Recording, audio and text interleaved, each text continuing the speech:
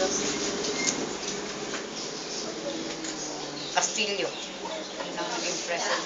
Tapos hindi nag-meeting kami. Yung gustong sumapi.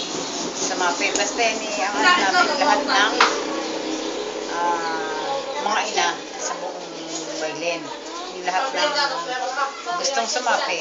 Hindi ngayon, nangyari lahat kami meron sa barangay Castaños, Acerca, meron sa Quilmisas. Basta halos lahat yung buong barangay ng Baylen. Merong sumapi. Hindi ngayon yan, nagkataon na nag-production na kami. Dumating dito ang taga-DTI. Dahil yung taga-DTI, ay meron silang program na One Town, One Product. Dumating sila sa sa munisipyo na napagpasyahan nila na yung atsara ng Baylen ang maging One Town, One Product. Dahil ang program na ng gobyerno at saka ng taga-DTI, mayroong lahat ng bayan sa Cavite, merong One Town, One Product. Yun, nag-umpisa kami noon. Hanggang sa kasama kami sa 13, laging seminar, meeting. Yun, nagpa-register kami sa iba't ibang sakay ng sa munisipyo, sa DTI, sa BIR. Yun ang pinag-uusahan. Yun, nagtayo kami ng kooperatiba.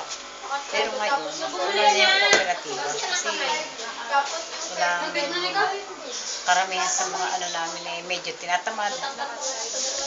Ako lang ang nagpupursige. Ako ang nakuha ng labor. Ako ang nagle-labor. Sabi ko, matanda na ayaw na. Ngayon, sinabi naman ng aking anak, nanay, pagpatuloy natin dahil sayang. Gusto ko niya nakilala na paano kami sa pin-export, hindi na kami dahil magagustod pagka nagpadala ka sa for export, na yan, talagang bultok-bultok. Nadadala naman niya sa abroad, may kamag-anak na gustong magpasagay sa abroad, ganyan, mga parregalo, kaya medyo gumanda nga na niya, parregalo, pang sa mga tatrabaho, pambili sa mga pasalan, pambili-uwi. Kaya medyo medyo nag-click. Pero ngayon naman, naanohan na namin na baka naman mag-click. Kasi sa kilala na, meron kaming regular sa Tagaytay, sa Ruenas, sa Pisiledo, sa 13. Marami nang tsaka marami nang naparito para bumili. Hindi na kami nagtitinda sa palengke kasi marami nagtitinda sa palengke. Parang kalabanin yung dito na lang kami sa palengke. Pero awa naman lang niyo siya. Marami nang suki. Marami nang nakakakaya. Kaya nga pinagpapatuloy namin. Inanohan ng anak. Nanay, tuloy natin. Ang anak ko na ngayon na naging financier. Marami po. Sinisikap naman namin na maituloy. Sinisikap namin na ang main namin dyan, saka ang mayor na dahilan para nagtayo kami niyan noon. Alam nyo naman siguro, alam nyo naman ang ating bayan ng isa sa kahulihan na. Hindi tayo maalis-alis sa 7th district na sa 5th, pang 5th. So kung 5th class municipality tayo. Ang namin, ang aim namin noon sana, makilala ang ating bayan. Pero awa ng Diyos naman, siguro nakapagpaano namin natin ng kahit konti. Kahit hindi malaking nabigyan natin ng napataas-taas na marami. Medyo nakilala ang bayan. Gawa ng kutsara. Dahil sabi ko, ang ating bayan, pero hindi nga lang marunong mag-ano ng ating mga local government natin. Wala. Pero kung yan katulad na sa ibang bayan, hindi naman sa tulad na ibang bayan na full support ng ating LGU, siguro malayo na nalalating. Wala tayong, ko ba? Ang DTI, nagpupunta na sa munisipyo para maanuhan. Para kung sa kuwi tulong na. Tulak na sa nonsense. Siguro naman kung medyo yun nga, sa sarili na lang para makilala.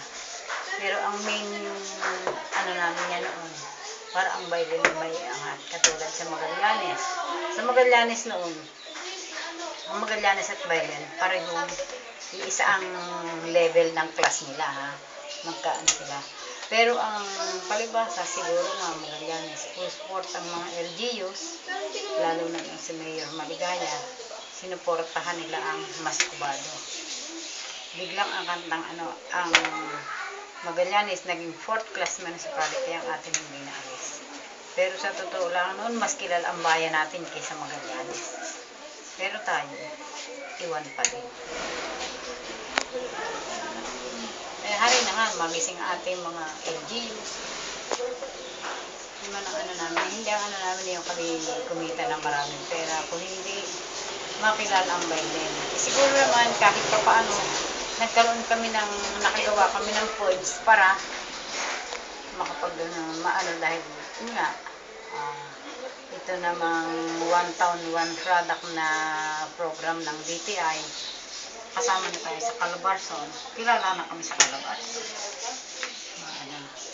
Madami kaming exhibit na narating. Madaming napupuntahan. Pagka ganoon, may exhibit doon. Punta kayo. Tsaka yung halos lahat ng ng Calabarzon. Cavite, Laguna, Batangas, Quezon. Napuntahan namin yan para maipakilala yung ating produkto. Ganyan na lang. Sabi ko, kung katulad na sa Amadeo, kooperatiba rin ang nagpataas at nakilala ang sa one town, one product nila yung kape Amadeo. Kaya kilalang kilala sa namin sa buong bansa na. Maraming bansa na rin ang kape Amadeo. Salamat.